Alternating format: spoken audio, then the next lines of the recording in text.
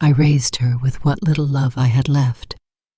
But that night, from my wheelchair and physical therapy, I overheard my own granddaughter whisper on the phone, "That old woman isn't worth $200 a day." I didn't shake. I didn't cry. I just knew from that moment on I wasn't the victim anymore.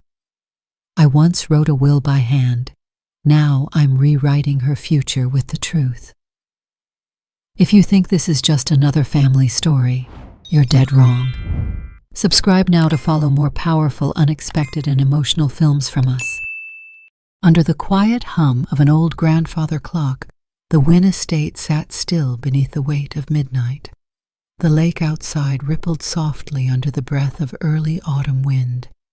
Inside, the wooden floor of the upstairs hallway groaned under the weight of age and footsteps.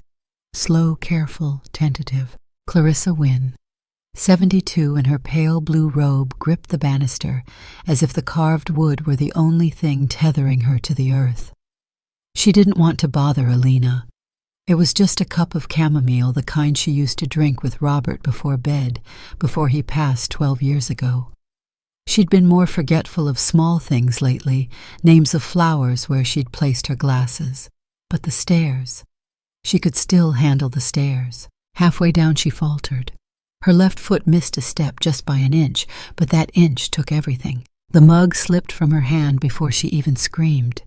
The thud of her body against the hardwood floor echoed in the silence like a rifle shot.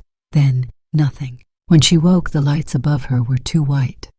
The scent of antiseptic made her stomach turn. A man in a white coat explained a hairline fracture in her hip, a mild concussion.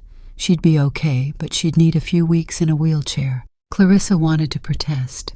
She wanted to say something sharp, something about independence, and how she'd been doing just fine, but all she managed was a dry thank you. That's when Alina arrived, wearing a neat trench coat, hair pulled back in a sleek bun, eyes wet with tears that looked almost too perfect, like something rehearsed. "Oh God, Grandma," she gasped. "Why didn't you call me?" "You should have called me." Clarissa wanted to laugh. She didn't own a cell phone. She never had. Back at the estate, things moved quickly. A hospital bed was wheeled into the sunroom. Medical equipment took over where the antique piano once sat. Alina took charge, moving through the house with purpose. "You shouldn't worry about a thing," she said, fluffing pillows and restocking medications. "We're in this together now. I'll stay here as long as you need me." It should have been comforting. It was for a while. Alina cooked lemon chicken with rosemary just like Clarissa liked. She brought books from the library, read to her aloud at night. Clarissa, fragile but grateful, told herself she was lucky. It wasn't until the fourth evening that something changed. It had rained earlier, not heavy, just enough to dot the windows. Clarissa had dozed off in her chair while Alina sat in the kitchen sipping tea and scrolling on her phone. When Clarissa woke, she heard her not in the kitchen anymore, but in the hallway. The study door cracked just enough. Alina's voice was low but urgent. Clarissa strained, focusing beyond the buzzing in her ears. "No, I told you she doesn't remember. Not that part. She hasn't brought it up." A pause, footsteps pacing. "I'm just saying. It'd be safer if we made sure she doesn't remember. That part can't come back. Not now. Not when we're this close." Clarissa didn't move. Her hands folded neatly under the throw blanket, clenched into fists. Her breath slowed to a whisper. Every cell in her body told her to stand, to shout, to demand an answer. But instead, she listened. Alina laughed soft, a little bitter. "She thinks I'm here because I care. She's letting me schedule everything. She trusts me. It's honestly almost sad." Clarissa closed her eyes. She couldn't tell how long she sat there, still as stone, the shadows of the hallway stretching out like long fingers toward her. Later, Alina returned her smile, sweet as honey. "How's my favorite lady doing?" she chirped. "Did you enjoy your nap?" Clarissa looked at her, really looked. She saw the gloss of effort in Alina's voice, the calculation behind the eyes, the mask. "I did," Clarissa said gently. "I had the strangest dream." Alina tilted her head, amused. "Oh, what about—" Clarissa smiled faintly. Someone was whispering secrets in the dark. She didn't press. She just tucked Clarissa's blanket tighter, kissed her cheek, and went to tidy the kitchen. Clarissa waited until the click of the faucet drowned out her voice before she let her shoulders fall, let her fingers uncoil from the fists they'd become. She didn't know what Alina meant by make sure she doesn't remember. She didn't know what exactly her granddaughter thought was forgotten, but Clarissa had not lived 7 decades to be played for a fool. Whatever had been buried in the past, whatever secrets Alina wanted locked away, they were rising now, and Clarissa Wynne had just woken up. Under the stillness of early morning, Clarissa Wynne sat in her wheelchair, facing the wide bay window that overlooked the lake. The sunlight came in soft, filtered through dew-flecked glass, but her mind felt dim, fogged by more than just sleep. She held her hands in her lap, unmoving, listening not to birdsong or wind, but to the silence inside the house. It had been 5 days since the fall, 5 days since her body betrayed her, since she was lowered into this wheeled contraption like a symbol of defeat. 5 days since Alina moved in. Clarissa had been grateful at first. What 72-year-old wouldn't be waking up to fresh tea, neatly arranged pills, and a warm, smiling face that whispered, "I've got you, Grandma." But gratitude had begun to feel like a loose thread she was afraid to tug. That morning the mail hadn't arrived. It wasn't the first time. Before the fall, Clarissa handled her own correspondence. Letters from the bank, monthly statements, a few paper invitations from the Historical Society, and of course her bi-weekly updates from Douglas Wyatt, her lawyer for the past 20 years. But now nothing, not a single envelope. When she asked Alina, the answer was simple, sweet, and cloaked in concern. "Oh, don't worry about the mail, Grandma. It's just bills and junk. I've been sorting it for you." Clarissa nodded, said thank you, then sat in silence as the unease returned crawling beneath her skin. By mid-morning she was alone. Alina had driven to town to pick up groceries, or so she claimed. Clarissa wheeled herself to the study, determined to check her appointments calendar. The thick, leather-bound planner sat untouched on her desk, right where she'd left it before the fall. She flipped to the current week. Her heart skipped. Her appointment with Douglas had been scheduled for yesterday, Wednesday at 3 p.m. She was sure of it. She remembered circling it, even marking a note, "Review trust clauses." But the box was empty. No ink, no note, just a faint erasure mark barely visible beneath the page's grain. Someone had removed it. She sat back in her chair, throat dry. A flush crept over her chest. Douglas never missed appointments. He'd always called if something changed, so why hadn't she heard from him? And then, like a jolt, the phone. She wheeled herself to the hallway landline. It hadn't rung once since she got home from the hospital. At first she thought that was kindness. Perhaps Alina was telling everyone she needed rest. But now she lifted the receiver and checked the call log. Empty. Not one message, not one missed call. Her stomach twisted. She called the operator, asked to be connected to her friend Marlene Bixby. Marlene had been her bridge partner for over a decade. If anyone would be checking in, it was her. The phone rang, and rang, on the 5th ring voicemail. "Hi, you've reached Marlene. Sorry I missed you. I hope you're recovering well from your infection. Alina said you were having a tough time. I'm here if you ever want to talk." Infection. Clarissa's pulse thundered in her ears. She hung up slowly. Infection. What infection? She hadn't had a fever. No doctor had mentioned antibiotics. And now it made sense. Why Marlene hadn't visited. Why there had been no flowers, no casseroles, no neighbors dropping by like they had when Robert passed. Alina had told them not to. Worse, Alina had told them she was sick, delirious. A fiction written in Clarissa's name, a lie sewn stitch by stitch around her like a suffocating quilt. And Clarissa, she'd let it happen. In those first days after the fall, dazed from pain meds and the humiliation of helplessness, she'd let Alina handle everything. The bills, the schedule, the calls. Now those small surrenders felt like pieces of a puzzle, one she hadn't even known she was building. She rolled herself back to the bedroom, hands trembling slightly on the wheels. Once inside, she reached beneath her pillow and pulled out the thin leather notebook she kept hidden from even Robert. Her memory book, she called it. Not because she needed help remembering, but because it helped her feel anchored. Now it would become something more. She flipped to a blank page, wrote the date at the top, slowly, deliberately. October 4th. Mail has not arrived in 5 days. Alina says she is sorting it. I have seen no letters. My appointment with Douglas Lawyer was removed from planner, likely erased. No phone calls received. Marlene's voicemail says I had an infection. False. I have not had any infection. Alina managing all calls mail medication. No longer asks me before making changes. Began to suspect manipulation. Possible intention isolation. She paused. Her handwriting had always been steady clean. She underlined the final word, isolation. Then she looked up toward the hallway mirror and caught her own reflection. Gray hair pulled back, face lined with fatigue, but eyes still alert, still bright, still dangerous. She closed the notebook and slipped it between the mattress and the bed frame just above the metal support bar. No one would find it there. That afternoon, Alina returned from town with bags of groceries and a honeyed smile. I bought you your favorite cherry preserves and that sourdough you love. Clarissa forced a grateful smile. Said thank you. Watched as Alina moved about the kitchen like a charming little ghost present, familiar but utterly unknowable. After lunch, Alina offered to brush her hair. She hadn't done that since she was a child. Clarissa sat by the window watching the lake ripple as the brush glided through silver strands. She wanted to believe it meant something, that this intimacy was real. But inside she felt the hollow space between what was said and what was meant. Alina murmured softly, "You've always been everything to me, Grandma.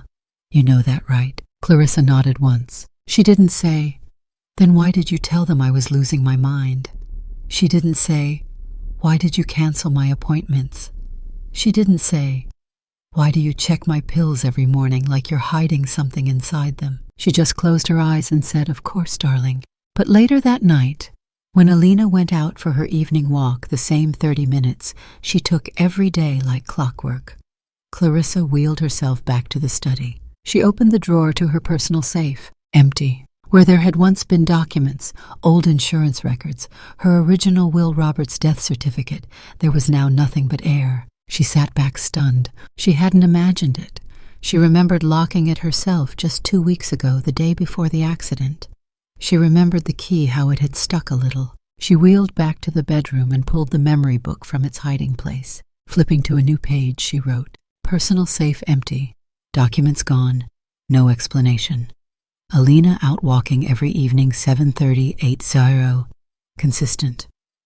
Begin nightly checks during this window." Then in slightly larger letters, as though the act of writing gave her strength, "She is removing pieces of me." The words looked stark in the dim light. Clarissa set the pen down and stared out the window. Somewhere out there beyond the dark trees, the stars shimmered old, distant, unbothered by the struggles of one woman in a lake house. But Clarissa saw something else in them now. She didn't feel broken, not yet. But she did feel watched, boxed in, reduced. It wasn't just about the mail or the calls or the missing documents. It was the way Alina now looked at her eyes, just a little too soft, too gentle, like she were something to be managed, handled, contained. Clarissa Wynne had survived the death of a husband, the unraveling of a daughter, and the long, slow ache of growing old in a world that forgot her name. She would not let herself be erased now. And if Alina thought otherwise, well, she was about to find out exactly who she was dealing with. Under the brittle sky of early October, Leo Dunn walked along the gravel path behind the Wynne estate earbuds, in a hoodie pulled halfway over his mop of chestnut hair. His mom had sent him over with a small jar of homemade jam blackberry, not that store junk she'd declared, and instructions to check in on Miss Wynne, but don't be nosy. Leo wasn't nosy by nature. He was observant, the kind of quiet, sharp-eyed teen teachers often overlooked, the kind that noticed when things didn't quite fit, like how the mailman used to stop at the Wynne house every day and now skipped it entirely, or how Miss Wynne used to wave at him every morning from the porch until she stopped appearing altogether. He'd knocked on the back door. No answer. Alina's SUV wasn't in the driveway and the house was silent. Leo shrugged and circled around to the porch to leave the jam near the screen door. But as he passed the side of the house, a faint curl of smoke caught his attention. Not from the chimney, from the fire pit. Strange. It was barely 60 degrees, not fire weather. And yet, there it was smoldering. Something stuck out from the ashes, a sliver of off-white paper edges browned and curling but not completely consumed. Leo's curiosity got the better of him. He grabbed a stick, nudged it free from the blackened coals, and pinched it between 2 fingers. The top corner was singed away, but the middle was still readable. In that elegant old-fashioned font he only saw on certificates and legal things. This last will and testament. Clarissa Wynne. He stopped breathing. Will. Why was someone burning a will? He looked back at the house. Still quiet. The jam jar clinked faintly in his hoodie pocket as he slid the paper into a notebook and walked quickly home. Later that evening, Clarissa was watching shadows stretch across the living room ceiling when she heard the back gate click. Leo stood on the porch, eyes wide, breath short. She hadn't seen him in weeks. She opened the door herself, surprising them both. "I thought you were resting," he said, slightly startled. "I do that between 5 and 6, she replied dryly. "You've got something on your mind." He nodded, glanced over his shoulder, then pulled out the charred document. "I found this in your fire pit." Clarissa took it with trembling fingers. She scanned the text, the heading, the jagged tear across the signature line, and just like that a memory snapped into place like a puzzle piece. She remembered writing this, the 2005 will, back when Robert had just passed and she couldn't bear the idea of everything they'd built falling into indifferent hands. So she'd left it all, the house, the accounts, the heirlooms, to the Robert Wynne Foundation, a small educational fund supporting rural students from their town. Not to Alina, not to anyone else. She looked up. Leo stood stiffly, unsure if he'd crossed some invisible line, but there was no judgment in his eyes, only concern. "I need your help," she said quietly. Leo blinked. "Like, what kind of help?" "The quiet kind. The clever kind. You're both of those things, aren't you?" His lips twitched at the corners. "Depends on who you ask." Clarissa almost smiled. Over the next few days, their rhythm began. Every afternoon after Leo finished his classes online, he'd slip through the side gate under the pretense of bringing books or muffins or checking on the garden hose. Alina never paid him much mind. To her, he was just the polite neighborhood kid. But to Clarissa, he became her lifeline. She began feeding him small tasks. "Check the outgoing mail," she whispered one evening. "See if anything's being sent under my name." He returned the next day with a list. 2 letters, both addressed to a law firm in Asheville. Same envelope style Clarissa had used for years. One of them had her name on the return address. She hadn't written it. Another afternoon, Leo slipped into the unlocked study while Alina was on a phone call.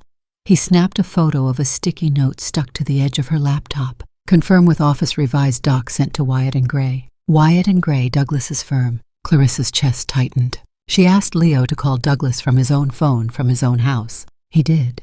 The receptionist said Mr. Wyatt had received a revised version of Clarissa's will just last week, digitally signed. She added cheerfully, "Digitally signed." Clarissa hadn't touched a computer in over a year.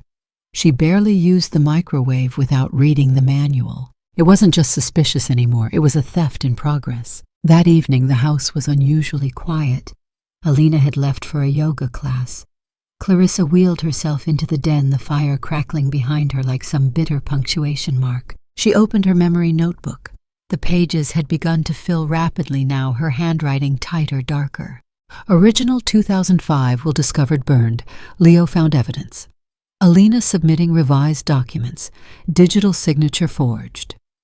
Wyatt and Gray accepted new will, assuming consent. No communication from Douglas directly. Likely intercepted.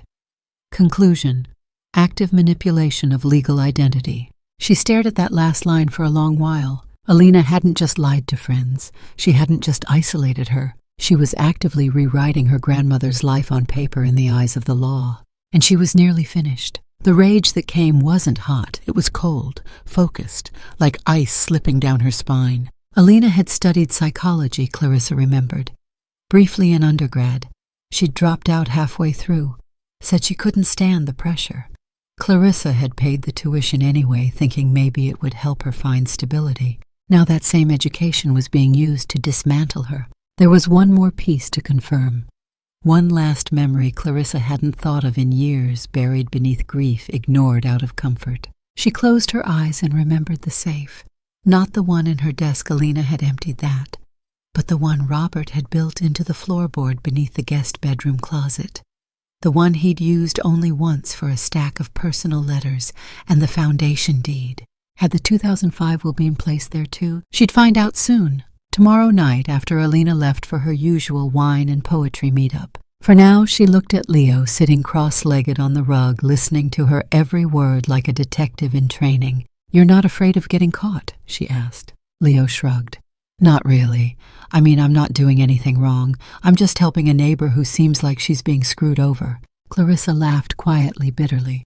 "That's one way to put it." He looked up at her. "What's the other way?" Clarissa's eyes narrowed. "My granddaughter is trying to erase me, and I need to make sure I'm the one holding the pen." And with that, she turned back to her notebook, writing one final sentence for the night. "Begin plan, no more waiting." Under the warm yellow glow of the reading lamp, Clarissa sat in her favorite armchair, the one Robert had bought her for their anniversary, with her fingers laced together, knuckles white from the pressure.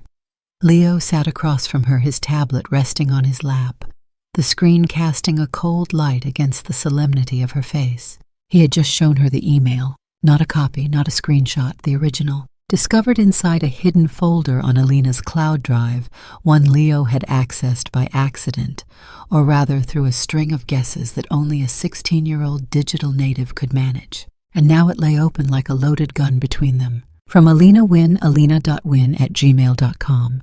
To Dr. Sebastian Hale, seb.ahale@menpsych.org. Subject final phase, Seb. The setbacks are worse than I thought. She's asking questions now, about the mail, about the calls. I think she's starting to piece things together. We need to move the evaluation up. If we can get her legally declared incompetent before the Foundation files its annual audit, we can finalize the transition and begin consolidation. I'll handle the submission. All I need is your signature on the cognitive assessment form. She trusts you, she won't even question it, just like before. Call me.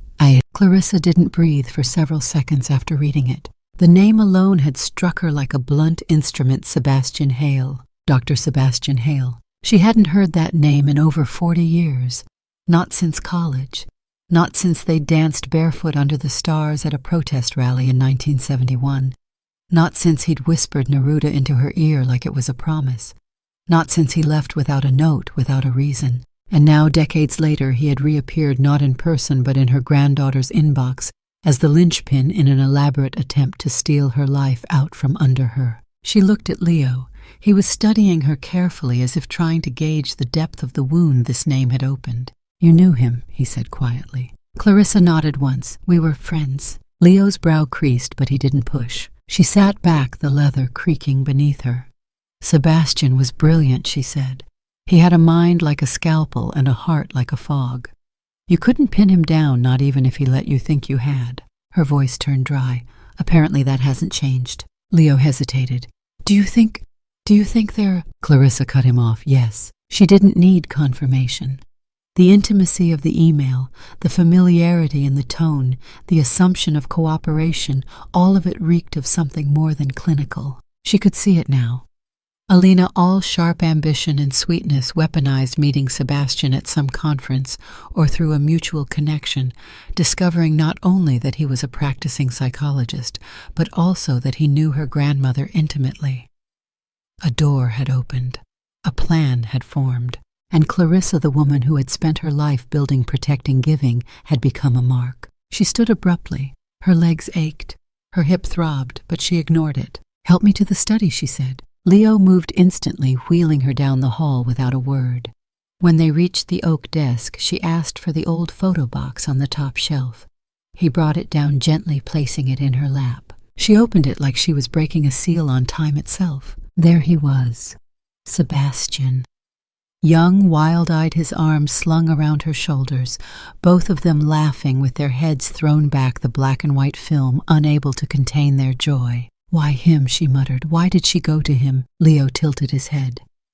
"Maybe it's not just about the will.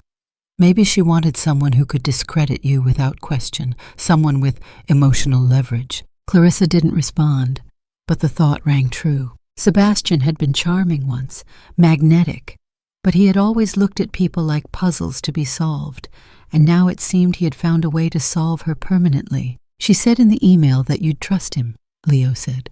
Do you think she's planning to bring him here? Clarissa stared at the screen. She doesn't have to, she said finally. All she needs is a report. One medical opinion. If it says I'm suffering cognitive decline, the courts will consider it. But you're not. Clarissa smiled without humor. That doesn't matter. She thought of how Alina had been managing her medications. What if they'd been tampered with? She thought of the faint fogginess she'd felt the morning after the fall, the moments of disorientation.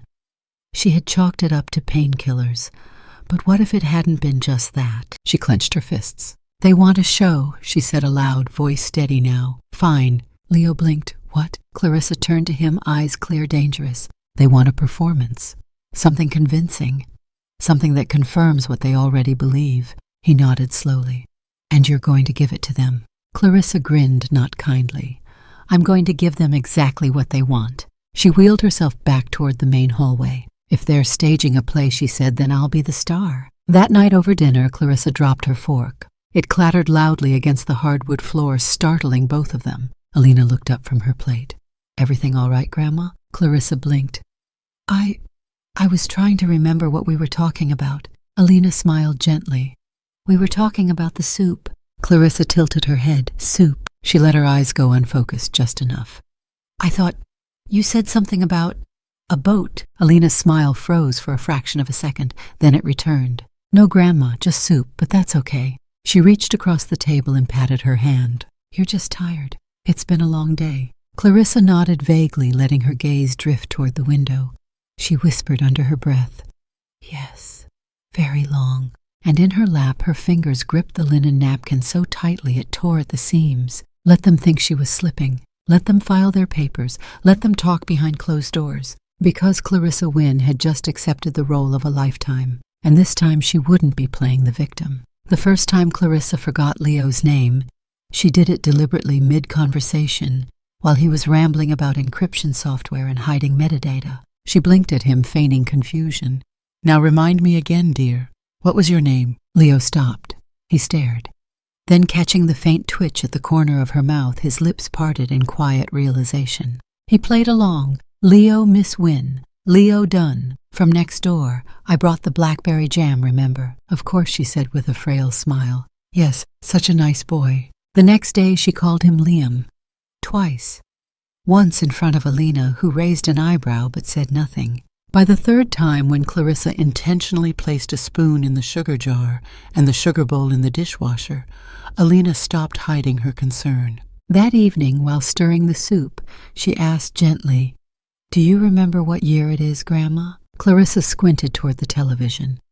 1987. Alina's spoon stopped halfway to the pot. She laughed, but it sounded strained. No, Grandma. It's 2023. Clarissa frowned. Are you sure? Alina placed the spoon down slowly. That night, the laptop didn't shut all the way. Clarissa heard the click of keys long after midnight. The next morning, a new routine began. Alina took over her medications, completely no more daily pill box. She began offering to read the news aloud, and she insisted on organizing all of Clarissa's documents so nothing got lost. Clarissa smiled sweetly.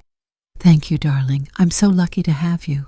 And with every forgotten name, every confused date, the trap tightened. She wasn't slipping, she was digging. It came to a head on a rainy Thursday evening. Clarissa had skipped her afternoon nap, choosing instead to stare at the grandfather clock in the hall, watching each tick slice into her resolve. When Alina entered the room around 8:15 p.m., her smile was a blade wrapped in silk. I brought something we should go over tonight, she said, her voice gentle. Just some legal housekeeping. Nothing serious. Clarissa let her head tilt. Housekeeping. Alina sat beside her, smoothing her blouse. It's a medical directive and financial authorization, so I can make decisions on your behalf, only if something were to happen. You know, God forbid. She slid a manila envelope from her tote. Inside was a stack of neatly printed papers, clipped and tabbed with yellow flags, reading, Sign here. Clarissa didn't touch them. Instead, she turned her eyes to Alina's face. Like a power of attorney. Alina hesitated. Kind of, but limited. Only what's necessary. Clarissa let her gaze wander. My head's been so fuzzy lately. I'm not sure I'd even understand all that. That's okay, Alina replied quickly. I can walk you through it. She reached for the first page, but Clarissa held up her hand. I'm very tired tonight, she said softly. Would you mind reading it to me? Alina blinked. Of course not. She began with the medical directive, reading each clause with polished calm. When she reached the power of attorney section, the part that gave her unrestricted access to Clarissa's accounts, properties, and medical decisions, her voice slowed carefully even. Clarissa nodded at all the right parts, feigned confusion at the critical moments. Then when Alina handed her the pen, Clarissa took it with trembling fingers and said, Remind me, where do I sign? Just here, Alina said, tapping the page. Clarissa leaned in, but instead of signing, she flipped to the back where she had slipped in a decoy version earlier that week with Leo's help. It looked identical. Leo had copied the formatting, even mimicked Alina's paper tabs. Clarissa signed that copy, with a flourish. And when Alina turned away to take a call in the kitchen, Yes, we're almost done. No, she's calm tonight. Clarissa slipped the real one into her lap and tucked it beneath the cushion of her wheelchair. She didn't speak another word that night. She didn't need to. 2 days later, she had her follow-up with the clinic. Alina insisted on accompanying her chirping directions to the driver and carrying a folder packed with notes. A dossier, really. It likely contained every fabricated incident, every spoon in the wrong drawer, every moment of confusion she'd been collecting like proof. When they arrived, Clarissa was wheeled to a private room while Alina filled out paperwork in the lobby. A nurse came in, young, distracted, efficient. Clarissa waited until the blood pressure cuff tightened around her arm before speaking. I need you to listen very carefully, she said, her voice firm and low. I am not confused. I am not forgetful. And I am in danger. The nurse blinked. Excuse me. Clarissa turned to her. My granddaughter has been isolating me, intercepting my communication, and attempting to gain power of attorney through deception and psychological manipulation. The nurse hesitated, suddenly very alert. I need to speak with the medical director, Clarissa said. Alone. Now. The nurse swallowed hard. 1 moment. She returned 3 minutes later with a woman in a white coat, older, skeptical, but listening. Clarissa repeated everything crisp and clear, including the forged documents and Sebastian Hale's involvement. She asked that Alina not be told. Not yet. I need your help to document everything correctly, she said. So when this goes to court, and it will, the record is clean. The director nodded slowly. I understand. We'll make a notation today, and I'll make sure you're evaluated based on fact, not hearsay. Clarissa thanked her. Then she added, and if my granddaughter insists I'm delusional, ask her to define delusion. That afternoon, back at the estate, Clarissa returned to the sunroom. She let Alina wheel her in, tuck the blanket around her knees, and ask in her syrupy tone, Did you remember your appointment? Clarissa smiled. I think so, but I might have dreamt it. Alina laughed nervously. Clarissa turned her eyes to the window, watching the wind ripple the lake. She had done what she needed. She'd laid the groundwork, sent the signal. Now she waited. That evening she sat in her wheelchair longer than usual, staring into the fireplace unlit and cold.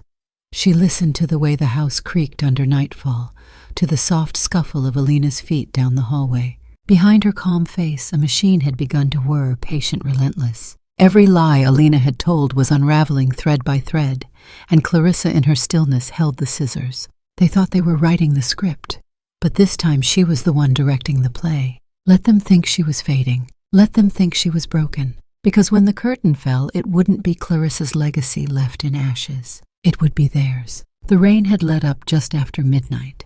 The lake outside the Wynn estate sat glass-still, shivering occasionally beneath the wind's touch.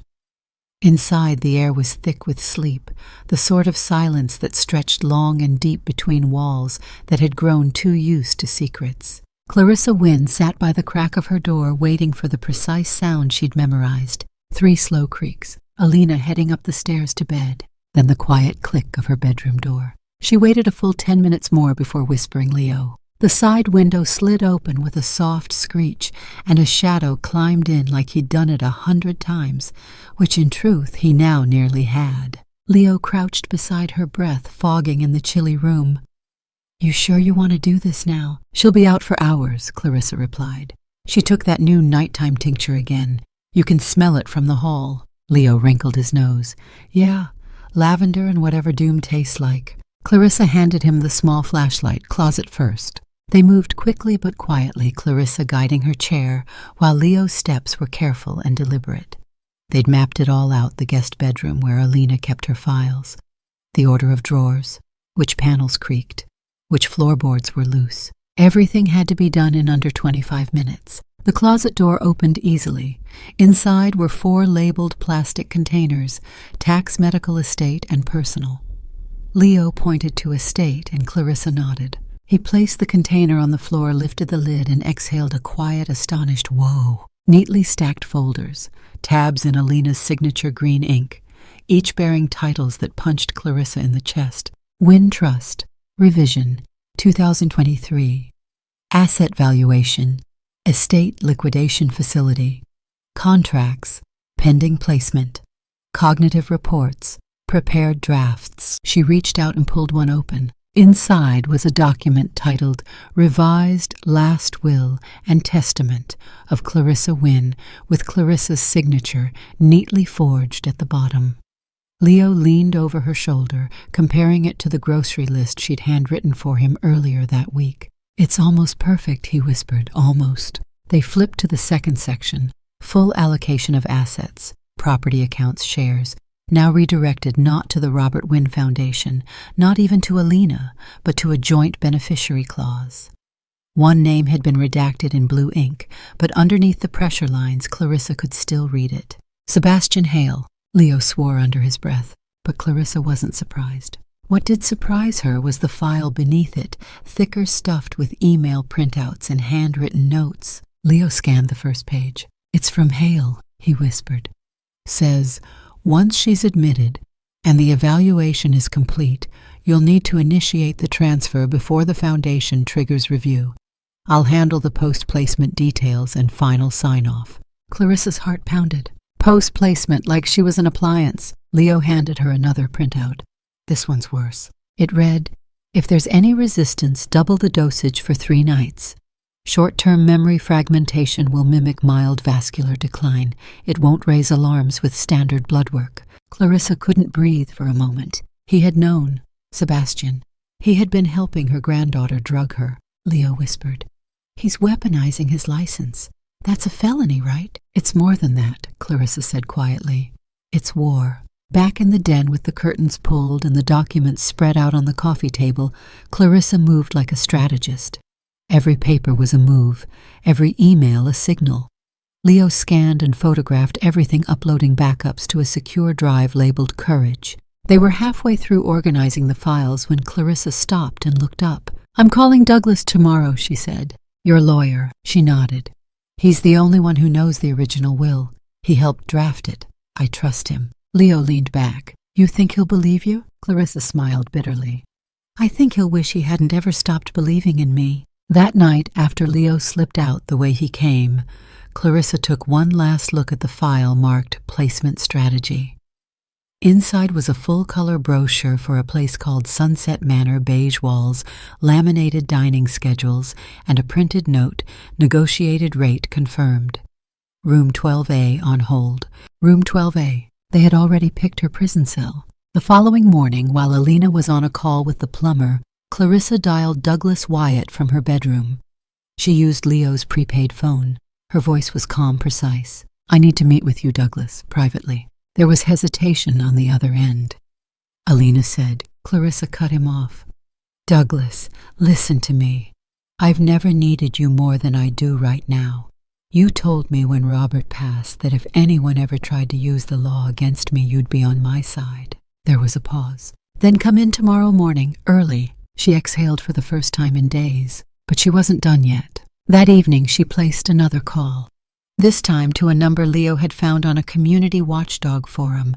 Rafael Cortez, former detective turned private investigator, now specialized in elder abuse and financial fraud. Rafael didn't sound impressed when he answered. "Another runaway checkbook case." "No," Clarissa said, steel in her voice. "This is premeditated manipulation, document forgery, and attempted power of attorney through chemical inducement led by a licensed psychologist." There was a pause, then a low whistle. "Okay," Raphael said, "now you've got my attention. They arranged a meeting at the clinic parking lot that Thursday. Discreet. No signatures. Just proof. Clarissa had plenty. The plan was set. Documents would go to Douglas. Recordings and scans would go to Raphael. And Sebastian Hale, that old ghost in her closet, would receive a very unexpected invitation. Clarissa drafted the message herself. Sebastian, Alina told me everything. I'm not angry. Just confused. I'd like to see you. Dinner at the lake house, Saturday. Just us. Bring the wine you used to like. Clarissa. Leo raised an eyebrow when he saw it. You think he'll fall for it? He never could resist closure, Clarissa murmured. And somewhere deep inside she wasn't lying. Let him come. Let him bring his smug smile and his fake concern. Let them both come, because this dinner wouldn't end with dessert. It would end with reckoning. The dining room had never looked more elegant. Clarissa Wynne sat at the head of the long walnut table draped in an indigo shawl, her silver hair pinned neatly behind her ears. The chandelier above cast golden reflections onto the polished surface, where 3 pristine place settings glimmered under the soft light. Crystal glasses, polished silver, wine breathing in a decanter to her left.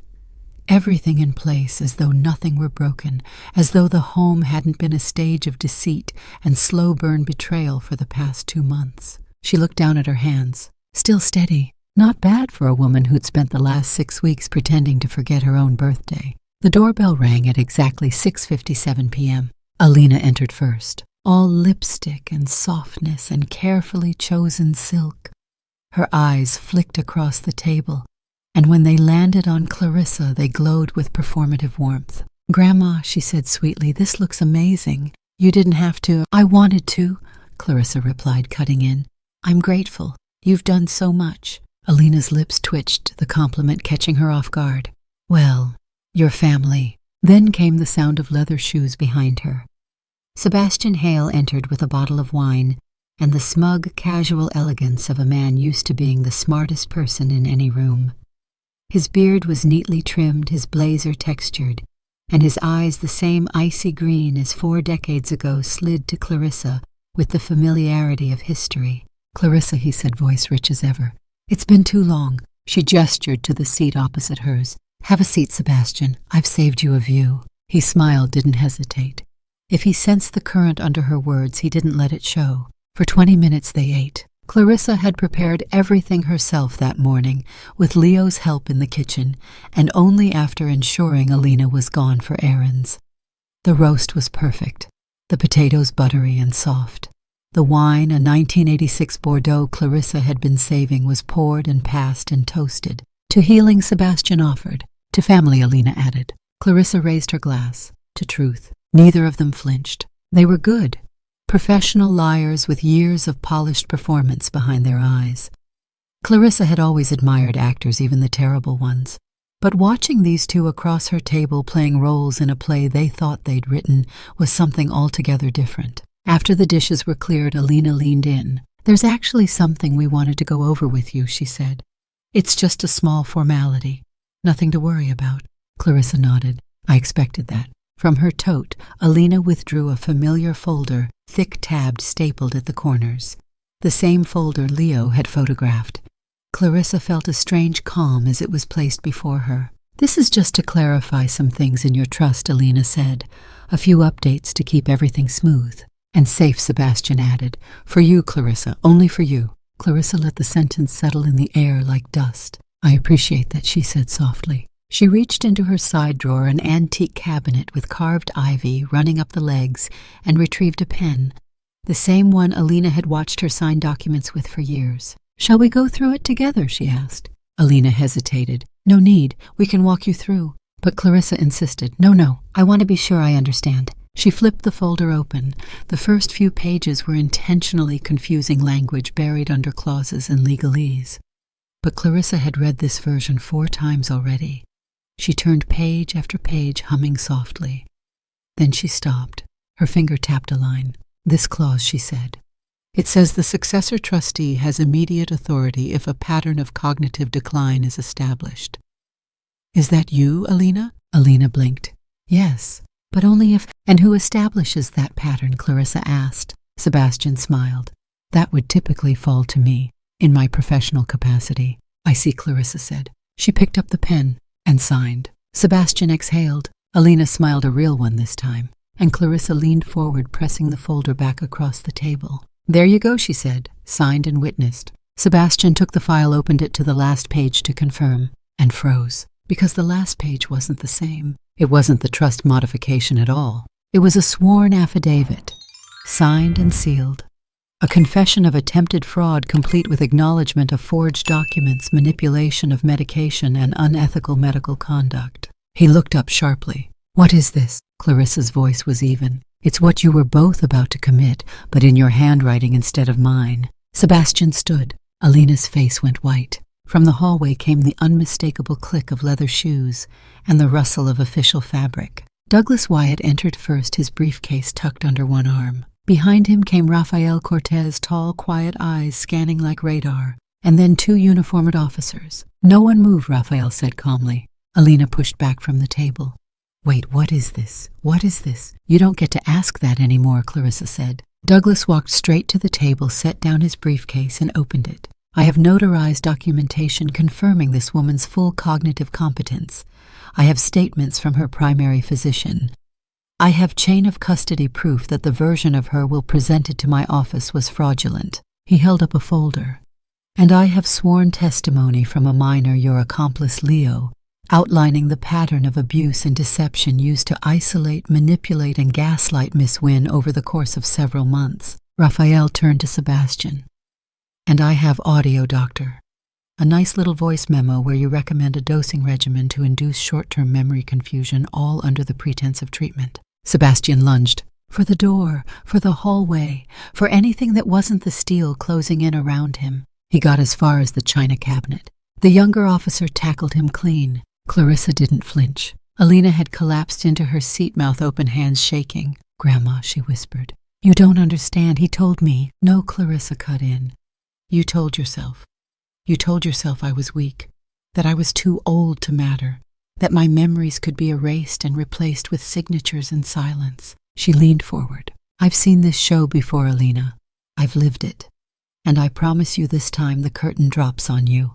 The officers read Sebastian his rights. Alina sobbed as the cuffs clicked shut, and Clarissa, composed, unshaken, reached for her tea. I'll have dessert now, she said. And the room fell quiet except for the distant sound of the lake wind curling softly outside like applause. The courtroom smelled faintly of old wood fresh coffee and the quiet tension of things about to shift. Clarissa sat on the far left bench, composed, her hands folded gently in her lap. Her shawl, a rich navy wool, wrapped neatly around her shoulders. She wore no makeup, no jewelry. Just the quiet dignity of someone who had survived the fire and chosen not to speak until the smoke cleared. At the front, Judge Marianne Foster adjusted her glasses, eyes flicking over the thick file marked State of North Carolina versus Alina Wynne and Dr. Sebastian Hale. It had taken less than 2 weeks for charges to be formally filed. Forgery, fraud, conspiracy to defraud an elderly individual, unauthorized medical influence, criminal impersonation, abuse of power of attorney. Every word echoed louder than the last. Clarissa had watched from her living room window when they led Sebastian into the patrol car, still in his blazer, face tight with rage. Alina had wept loud, frantic tears, as if the act might somehow rewind the clock. But nothing had rewound. The damage had been done.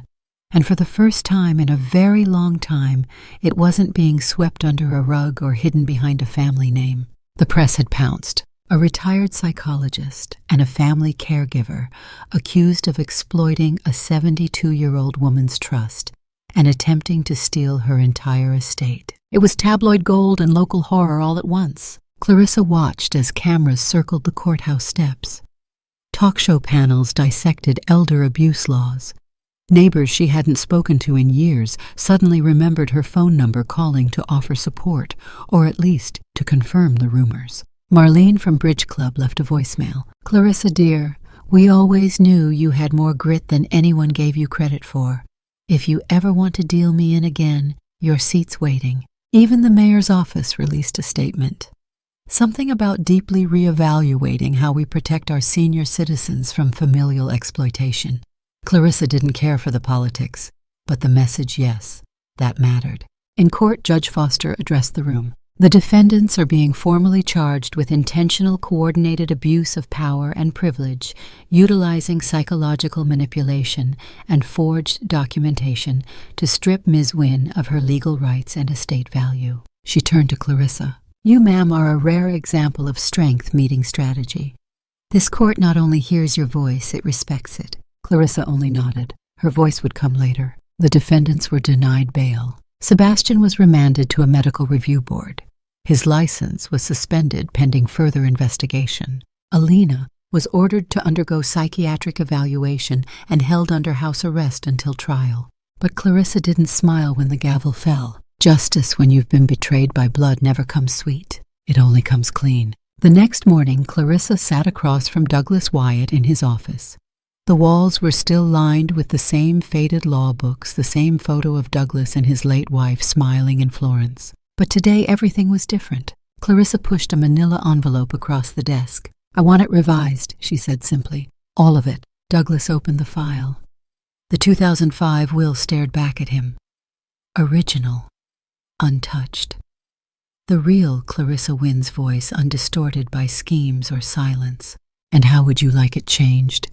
He asked, his tone careful, respectful. She tapped her finger against the second page. Strike Alina from every line. Douglas flinched just slightly. Clarissa, she's your only living. She's not my legacy, Clarissa said. She's not my story. She leaned forward. Make Leo the executor. Set up a scholarship fund under Robert's name. Full tuition and housing for kids from low-income families, especially those who've been caretakers, especially those like Leo. Douglas nodded, writing. Clarissa smiled, small, tired, but real. And make a note, she added. I don't want a headstone when I die. I want a bench, facing the lake. Simple. Just my name and the phrase, she remembered everything. Douglas looked up, eyes glassy. Yes, ma'am. By the end of the week, Clarissa's name was on every major local outlet, not as a victim, but as a force. The Silver Advocacy Network, a national nonprofit focused on elder justice, reached out directly. They'd read her story, reviewed the case. They wanted her help. Specifically, they wanted her voice. Clarissa hesitated. Public life had never interested her. She was a nurse by training, a widow by fate, and a recluse by default. But when they asked her to be a consulting advisor on a national campaign to prevent elder exploitation, she heard herself say yes. Her first Zoom meeting with the team happened from her living room, a dog-eared legal pad on her lap, and her reading glasses perched on the tip of her nose.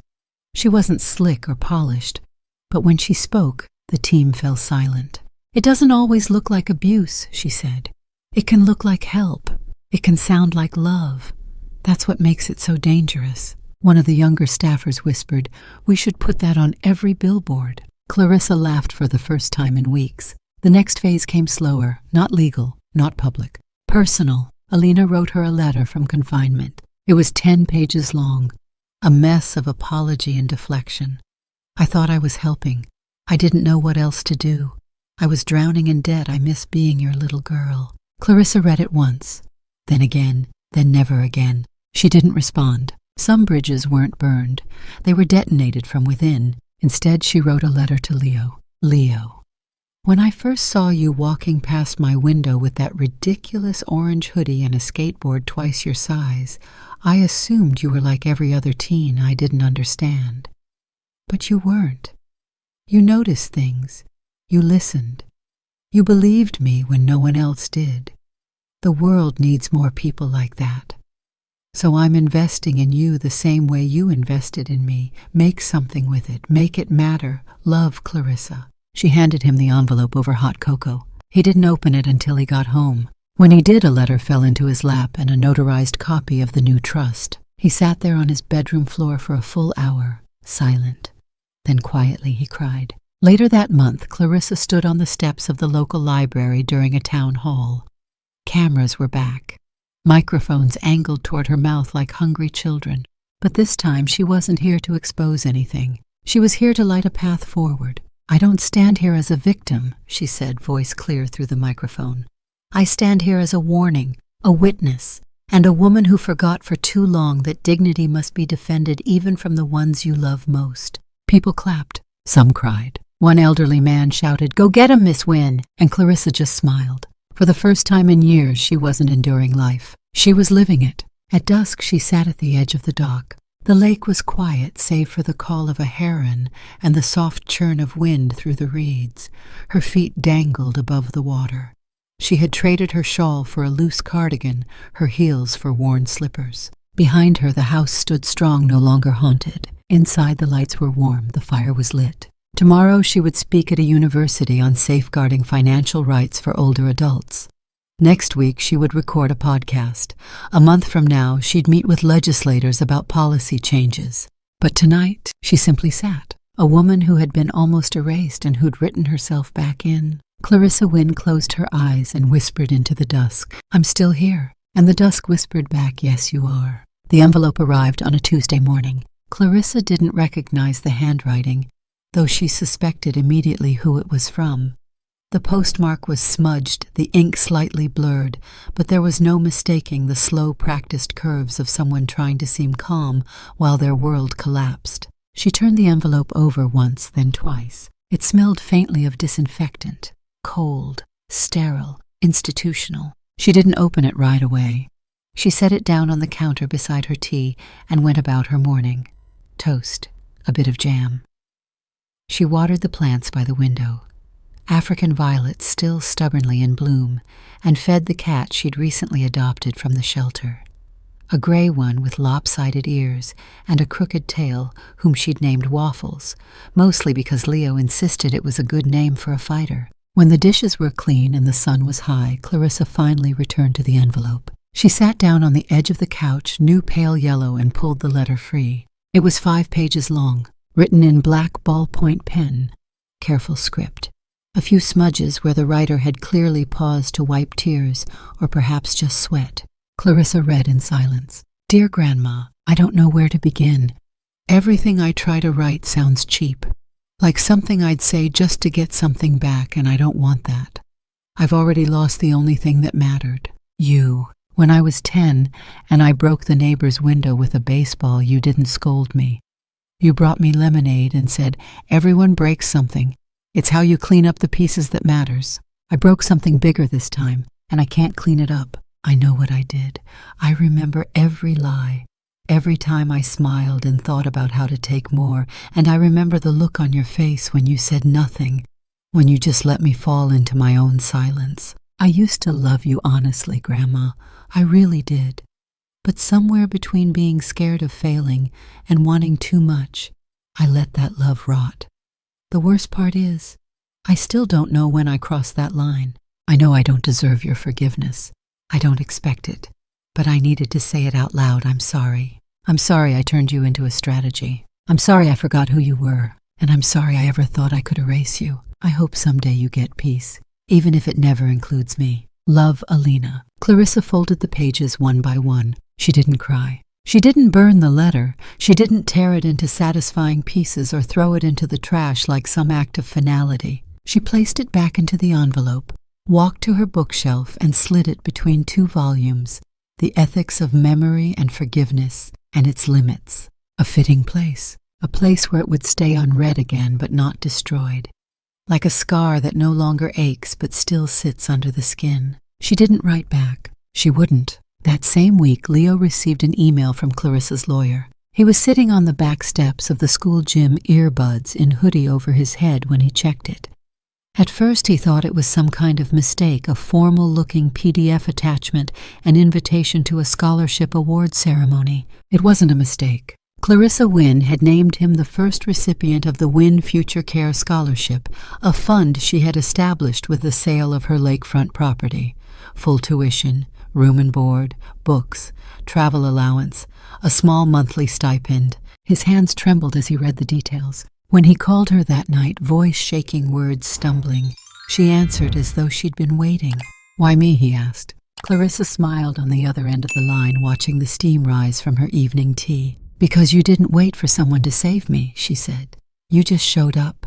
By the end of the month, Clarissa had sold the house. The estate agent had been kind, gentle in a way that surprised her. The market was good. Buyers were eager. The house sold in 3 days to a family of 5 with a golden retriever and a piano. Clarissa didn't cry when she handed over the keys. Instead, she moved into a modest apartment on the 2nd floor of a building called Sunridge Commons. It had white walls, hardwood floors, and more sunlight than any house she'd ever lived in. The kitchen was compact but functional. The windows faced a park. The neighbors were quiet. She bought new furniture. Not expensive, not antique, just clean, soft, and hers. She hung a photo of Robert, her late husband, above the bookshelf. Next to it, she placed a frame holding a candid photo Leo had taken her standing at the edge of the dock wind in her hair, not looking at the camera. It had become her favorite. She didn't decorate with heirlooms, too heavy, too full of echoes. Instead, she chose bright plants, books she hadn't read, a record player. Waffles the cat took up permanent residence in the sunniest spot on the living room rug. Sometimes she would catch herself smiling for no reason, not because she was happy in some perfect postcard sense, but because she wasn't afraid, because she didn't feel like a ghost in her own life anymore. She received 2 more letters from Alina. She didn't open them. Instead, she returned them to sender unmarked. She didn't hate Alina, but she would never let that voice decide the terms of peace again. One morning, while sipping coffee on her small balcony, Clarissa noticed a girl, maybe 12, across the courtyard, sitting on the curb, crying. Clarissa walked down, sat beside her, and waited. The girl eventually whispered, "They're making me leave my school." Clarissa asked her name, Diana. She listened, asked if Diana wanted hot chocolate. They walked back upstairs. And in that moment, Clarissa realized she had built something better than revenge. She had built a life, not in spite of what had been done to her, but precisely because she had chosen not to live there anymore. She looked out at the sun pooling on the floor. A new morning, a second chance, and no ghosts at the door. The lights were hot, too hot. Clarissa had never liked television studios. The brightness, the buzz of silent movement behind the cameras, the way everything felt both real and staged at once. But here she was, seated in the center of a semicircular couch, a lapel mic clipped to her collar, her palms folded softly over her knee. Across from her sat Lorraine Field's host of Morning Light. Poised, kind, perfectly moisturized. A woman trained to ask questions that seemed gentle and land like a hammer. The red light above camera 2 blinked on. "We're back," Lorraine said, her smile unwavering. "And today we're honored to sit with someone whose courage has sparked conversations in every corner of the country. Ms. Clarissa Wynne, welcome." Clarissa inclined her head. "Thank you." Lorraine turned to the audience, a mix of senior citizens, caregivers, and families. For those just tuning in, Lorraine continued.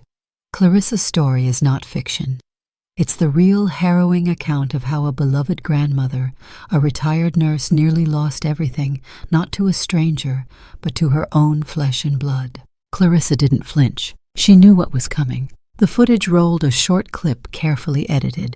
Headlines, news segments, archival photographs of her house, of her, of Alina being escorted out of court. The voiceover was sober, respectful.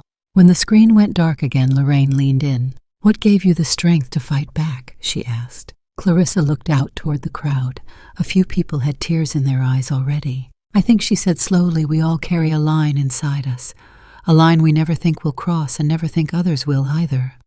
But when someone you love looks at you and sees an opportunity instead of a person, that line lights up like a fuse." She paused. Her voice was steady. "I didn't want revenge. I wanted to be seen again as a full human being." Lorraine nodded, her expression softening. Many people watching today might be in a similar situation, isolated, unsure, manipulated by people they trust. What do you want them to know? Clarissa didn't hesitate. That love isn't control, that being cared for doesn't mean being erased, and that no amount of shared DNA gives someone the right to rewrite your worth. A murmur swept through the audience. Clarissa leaned forward, her tone turning fierce, not loud but solid. "You can forgive, or you can forget, or you can move on without doing either. But what you can't do, must not do, is give up your name, your will, your power. Your—" Applause erupted. Lorraine reached over and touched her hand, visibly moved. After the broadcast, 3 people stopped Clarissa before she could even reach the elevator. One was a middle-aged son whose mother had been locked out of her own bank account. Another was a woman in her 40s who suspected her brother had forged a trust document. The third was a frail man with shaking hands who whispered, "They told me I was confused. I wasn't."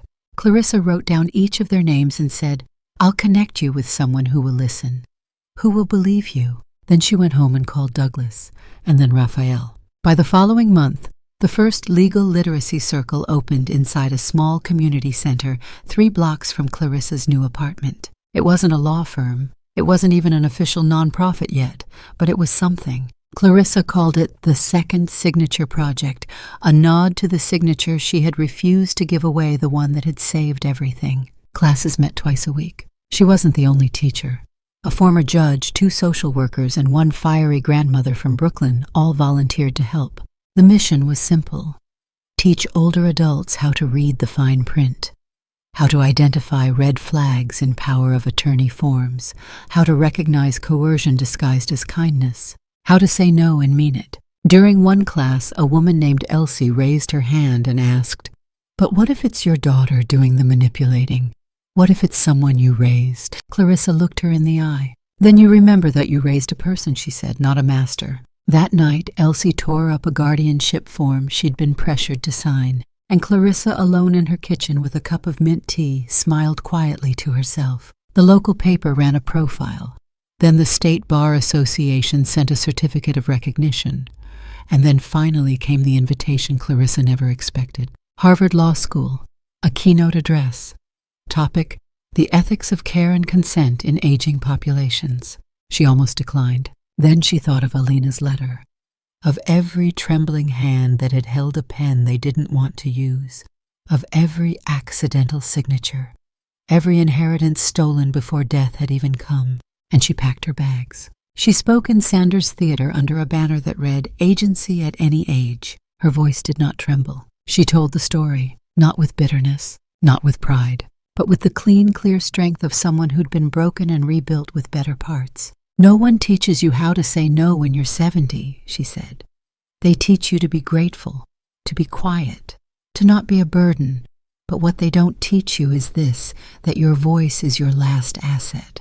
And if you don't use it, someone else will cash it in for you." When she stepped off stage, a second-year law student with tears on her cheeks asked Clarissa if she'd ever consider writing a book. Clarissa smiled. "Maybe," she said, but in her mind the pages were already writing themselves. Not with fury, not with grief, but with the sharp, clean ink of a woman who had earned every word and wasn't done speaking. In the window of her apartment, next to Waffle's curled body and the blooming violets, sat a small framed quote she had written by hand. "Healing does not come from regret. It comes from doing what no one dared teach you, and doing it anyway." She read it every morning like prayer, and then she went out into the world not to remember the past, but to make sure no one else had to live it. The train pulled into Union Station just after dawn. Clarissa stepped onto the platform with a scarf pulled tight against the wind, her silver hair tucked neatly under a beret, and Leo trailing beside her with a backpack too big for his frame, but too full of curiosity to be a burden. Washington, D.C. was crisp that morning, newspaper vendors setting up their stalls, traffic humming like an overture, the city slowly blinking itself awake. It wasn't Clarissa's first time in the capital, but it was the first time she'd arrived not as a visitor, not as someone looking for guidance or answers, but as a guest of honor. They checked into a modest hotel 2 blocks from the conference center.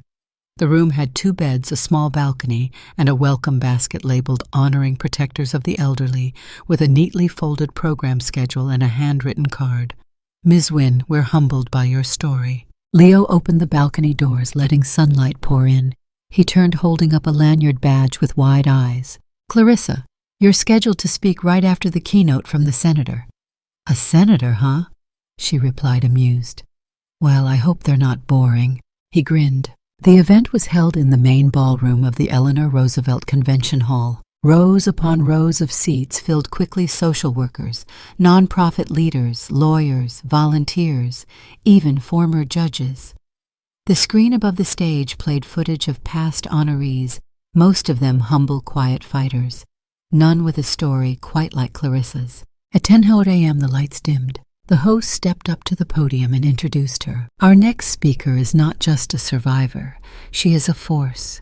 She turned betrayal into a movement and silence into strategy. Please welcome Miss Clarissa Wynne. Polite applause rose as she wheeled herself slowly onto the stage.